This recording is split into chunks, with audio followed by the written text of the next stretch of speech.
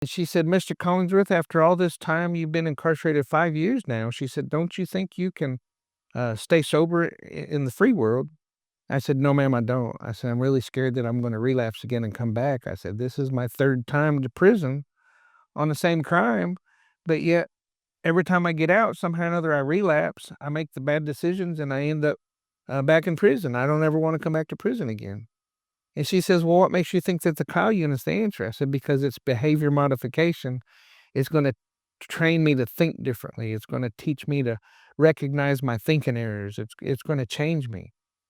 And I was a what they call a peer educator, and I taught people in prison about STDs and STIs and, safe prison, how to conduct themselves in prison without getting in trouble and without getting raped or beat up or whatever.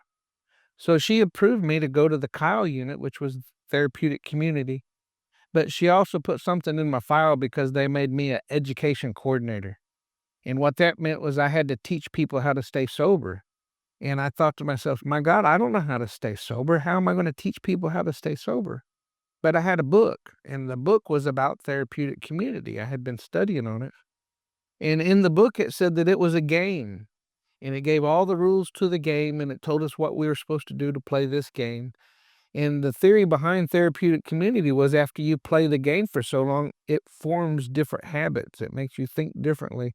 It makes you accept society. If you see somebody doing something wrong in society, you recognize that it's wrong and you do something about it. You either go tell somebody or you say something to them or whatever the case is. It just changes your way of thinking.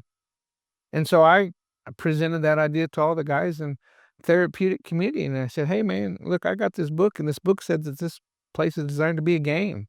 And I said, "If we want all of our privileges, we need to play the game." I said, "We keep the police out of our business, we keep the counselors out of our business, they'll all think we're programming, and they'll leave us alone." Well, a lot of people in that prison would end up being on lockdown, and they wouldn't have commissary privileges, and we were always watching TV and laughing and joking, and when the counselors come around, we would look like we were programming because we were playing the game. Part of the game was you get in a circle, you write tickets on each other, and then you get in a circle and you confront people over their behaviors.